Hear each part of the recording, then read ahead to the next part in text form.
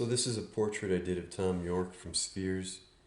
I think it was about a 4.5 hour portrait, but that was me just kind of goofing around and really taking it very slow and not rushing anything. And I think the part of that is that's one of the plus sides of working with a skull is you could kind of like be a little more leisurely about it. Because having the skull there, you always know exactly where you are. Um, you don't get lost in the piece. You already start out with a very structured form to work from. And I think that's probably what I'm getting from this. This is only the second portrait I've done this way. Uh, I did it because I thought it might be an easy way to demonstrate how to do such a thing with digital modeling. And so I like it. I think I would probably, I'm going to keep doing it just to see if I could get better at it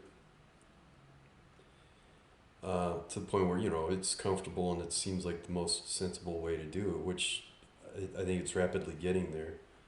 Um, so when you have the skull, yeah, you're starting out with a structure that is there, and when you do a portrait without it, you're always searching for that structure, and so it doesn't usually feel elusive, but it can. Um, Compared to having it already in place, it's just not something you have to even search for anymore.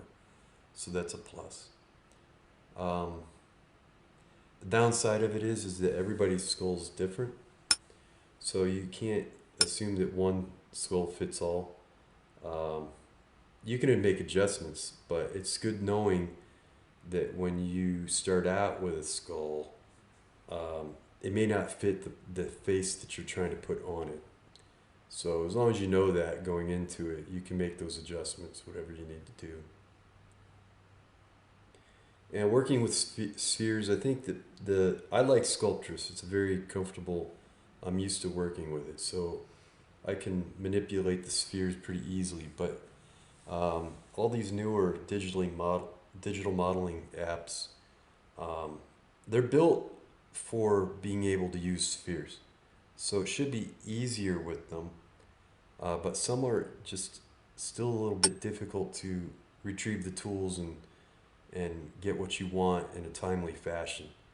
So that's what it comes down to. Sculptris was built to be a very accessible and easy, fine art friendly tool compared to ZBrush, which was out there, which was very cumbersome and huge and um, not fine art friendly, but more technical, like um, movie industry type friendly.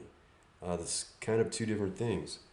And so when you have a fine artist who's used to working with clay, they don't want to learn how to press a lot of buttons just to figure something out. So they want to be able to move a tool the way you would a brush or a sculpture tool. So Sculptris is that. It still is the best at that. Um, but it's not being developed anymore, so it may not exist, to where you can access it on computers anymore. I don't know. So it's probably not a bad idea to try out some other software. But I think that the working with spheres is fairly universal. That's a technique you should be able to apply in any app. Um, yeah, this portrait I picked it. It was random. I just saw a photo of him in a search, and I thought, well, his face is bony and gaunt, so there might be a decent enough portrait to do. Um, and that was the only reason I chose it. Uh, that's probably where I'll be starting out, is looking for people with similar structures of face, just to see how that goes. Then I'll move into a fleshier person, and we'll just keep trying it out. But I'll try to post all the demos that I can. To make the facial hair, I used a sphere and compressed it to make it like a disc, basically, and just kept repeating it. Um, until I masked out what was reasonably a beard and mustache.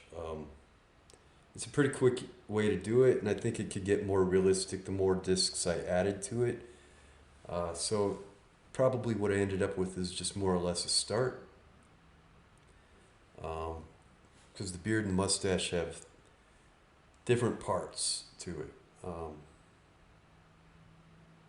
It's not just a bunch of lines drawn on the face, or it's not like cotton candy stuck to the face. There's a lot to it. So, but this was a decent way to start one out. I'd recommend that.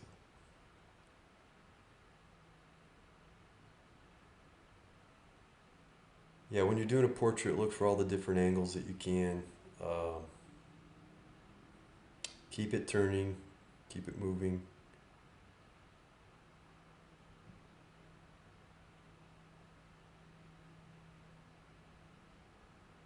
And then from this, of course, you could print it, 3D print it to life size or whatever you wanted to do.